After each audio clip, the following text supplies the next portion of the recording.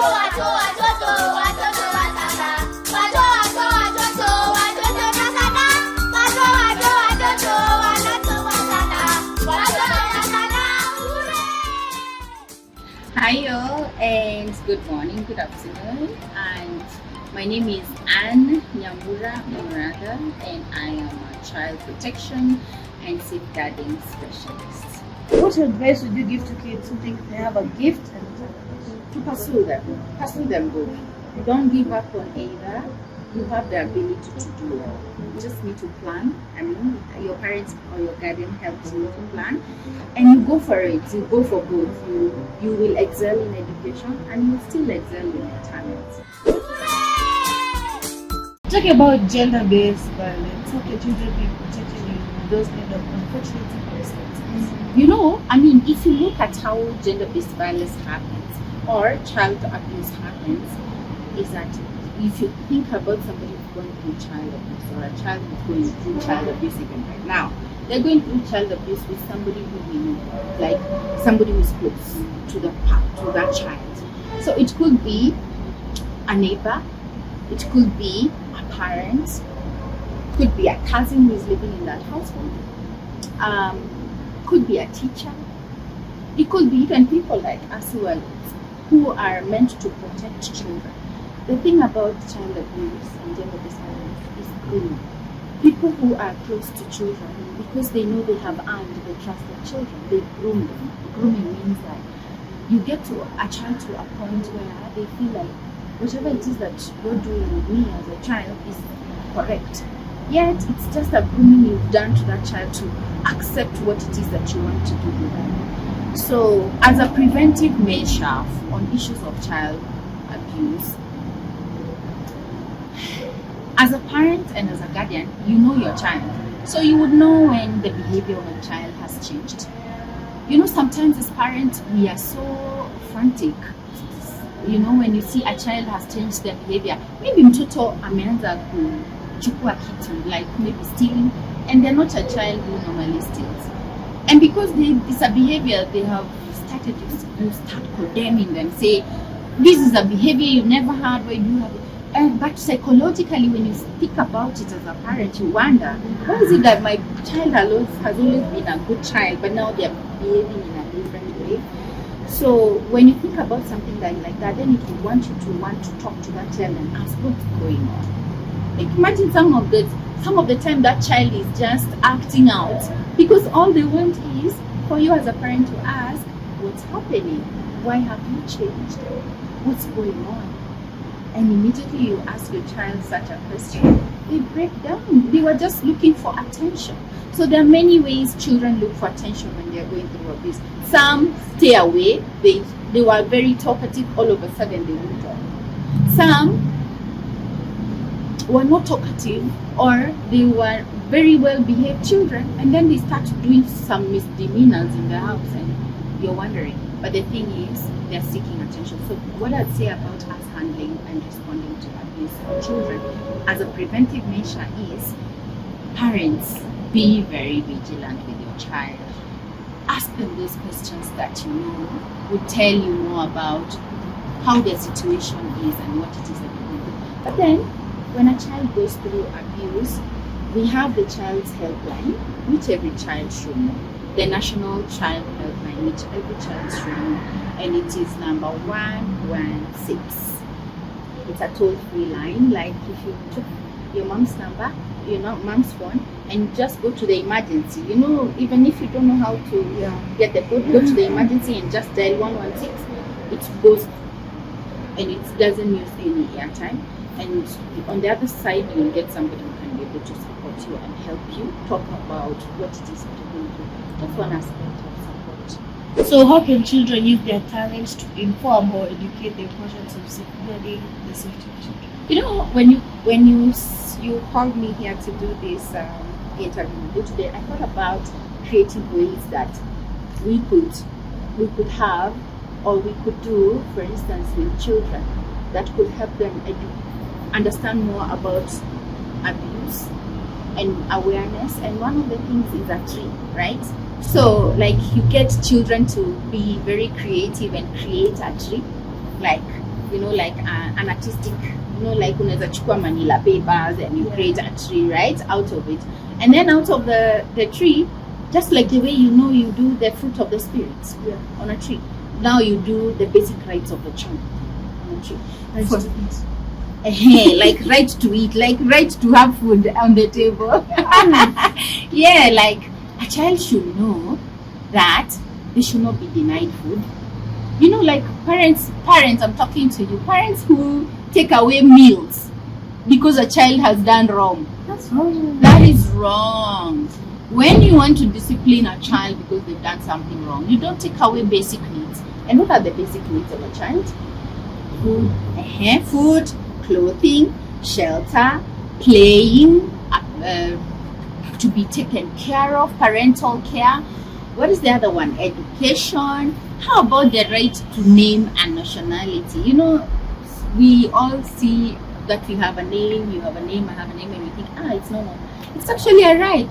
It's a right of a child to be named and to have a nationality, like a birth certificate. So as a child, you all have birth certificates, such things. So creative ways that children can participate is, for instance, doing creative art like acting, doing a play about the importance of a parent being present. It passes a message to the parent. So could you do plays? Could you do even spoken word? Could you draw a picture maybe in school of the rights of a child? So children can participate differently. There are some children who are so good at listening, and you have a friend, right, who is going through something, and they come to you and they're talking to you about maybe, my uncle does this and this to me at home. Even you as a child, you can listen to another child and actually help them.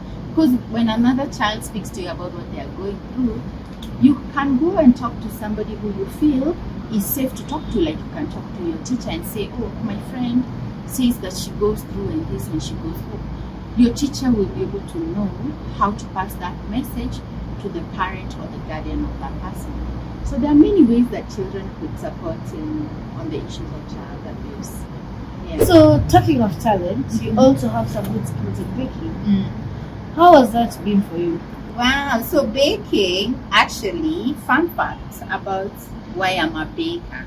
I'm a baker by passion. So that's what we say is my talent, right? It's something that you can naturally do and you don't have to go to school for. So for me, baking is my outlet.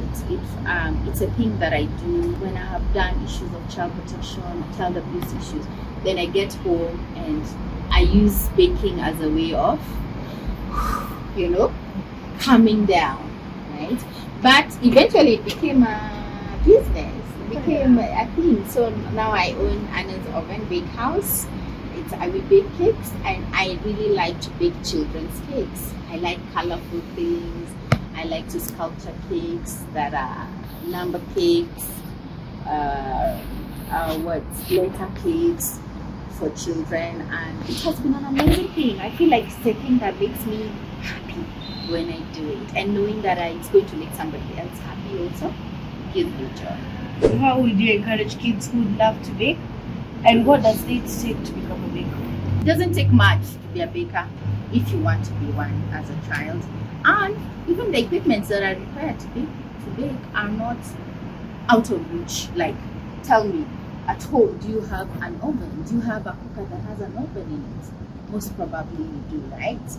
All right. The other thing that you need would be a mixer, a hand mixer. You can just get your dad or your mom, or a whisk. Yes, actually a whisk. Actually, you even don't start. Let me tell you how I began baking.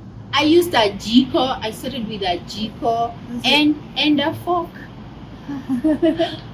Like literally to be say, with the plated syllabus, they want you to use a jiko like to make cake. Yes. And then so like we're gonna do this. How? It actually does. And it needs more than 20 steps. Have you tried it? So what you do when like when mommy has used the jiko and maybe kana jiko, see it's hot and warm, right? And it has some makaa zimebaki. So you just mix your ingredients, and you actually, for the ingredients of cake, you just need a fork. You mix, and then you layer your sufuria with some blue band and some flour, and then you put the batter ya keki, and then you funika with a kifuniko. You put it on top of the hot jiko, and then the makaa yenye liko kwa jiko uweke on top of the inaitwa nini kifuniko, and then you leave it for like 40 minutes, but every now and then just come and pepeta. Within 40 minutes asikia harufu nzuri ya keki imetoka. Yeah, so it's easy to do a cake. So I'm encouraging you who is interested. But then the thing I must tell you about baking is that you cannot be lazy. It has a lot of work. It does. Like, I started baking when I was 9. And it's like pretty fun. Yeah. But despite the fact jikoni inachafuka. And then like after you're done all that after so tired and then you still oh yes, you've got to clean the kitchen. So first of all, the process of baking is not easy. It takes a lot of energy, and then waiting for the cake to bake. After that, kila mtu akule na wewe ubaki ukiosha nini? Vyombo. So baking is work, but you must be interested for you to do it. Yeah. But then, you know, talk about any talent. Yeah, there's no talent that is easy to do. Yes. Right? If you want like to draw, to be an artist, drawing is not easy. It's hours of concentrating, knowing how to mix colors. So talents are not easy. Talk about dancing. For you to perfect a dance move, right? It's too much work. Yeah. Like, I still don't know how to draw it. Have you been trying? Yeah. I don't know how to draw arms. That's one of the best creations. Yeah. Like, I just pretty much just do dresses for fun. Oh, you draw dresses? Yeah. So does that mean you will become a designer? Yeah, you can. Lovely. Yeah. Okay. So we usually have an interesting segment called the fun facts. That's your favorite. You know, garlic was once used as currency. As currency? Currency, like it had such value. Yes. Now imagine working 40 hours a week and getting clean clothes. Doesn't make sense to me. But you know what? I also know that garlic for many generations has been used as an antibiotic. Natural antibiotic, Yes. right? So maybe that's why. I don't know. Yeah. The average person uses about 1.3 socks a month. So like that's about 15 socks a year. Like one moja nini, like you lose one a packet. Is that what you're talking about? 1.3, right? But I know because I also lose socks a lot. Wow. Like most of the socks was kanda kitanda, chini ya blanketi, chini ya pillow. Kwa jikoni, like I don't get it. And then you get one and one you never find. That's Those are amazing. But over 15 socks. What activities or hobbies did you enjoy when you were a child? when I was a child. Oh my god. Let me guess. Yeah. Oh yeah, but definitely. You know ile ya kufanya hivi. It's still vibes. Like when you do this talent stuff, like when you go for team building, kati is one of the things that still people do. Do you still play kati? Yeah. In school? Yeah. How do you do it? Do you do ile ya kuweka vitu ama ile gani ile tu? Like the one for like watu wako katikati vile. But the one for like going in circles Yeah. and using picture to show you. But you do enjoy it? Yes. So like so much fun. Oh nice. So when you have asked me about what I enjoyed as a child, of course you have reminded me of the kati one. So you know during our days, hakukuwa na hizo gadgets. So we were very creative in things you could do. The other one that I loved was these stones. You know, the way you throw a stone due and then you play some marbles. That's right. Do you play that also? Not really, But you know about it. yes. You guys do a lot of games online now. Puzzles, dressing up. Like you have this one, the new one. Is it the Roblox? And then we have one that's lady. You dress up lady. What is it called? People call it beauty. I don't You know. don't know it. Yeah. People call it dress. Hey, Yes, that's that's it. Yes, dress to impress. Yeah, those things we didn't know. We knew how to make a dolly ourselves, by the way. You'd use karatasi za kawaida, you make a head, two hands, and then you sew a small dress and you dress them up. Yeah. Yeah, so those are the games. Yeah. Do you have any social media handles? I do. Oh my god, I have many. Yeah. Why did you say hey? No. I do. You said many of which so. I do have many. So I have for Anna's Oven Bakehouse, my bakehouse. You can follow me on Instagram or on Facebook at Anna's Oven KE. And then I have my Facebook handle, my own personal Facebook handle at Anna Bianchi. Bianchi means white. And then I have a LinkedIn account at Ann Nyambura. If anyone wants to get your number, how will they reach out to you? Oh, okay. If you want me to bake you a cake, you can reach out to me on my handles, social media handles, or we have a WhatsApp number. It's 0748 402 490. That's Anna's Oven Bakehouse. But I am also not employed, by the way. I'm a consultant, so I consult on issues of child protection, safeguarding, and gender-based violence for institutions, NGOs. So if you're looking to build a policy on issues of safeguarding, issues of protection from sexual exploitation, abuse and harassment in workspaces, if you have issues of gender-based violence, child protection issues, and you need somebody you can talk to for support, I am going to put you first in my consultancy called Chijali Africa. So finally, your parting shots?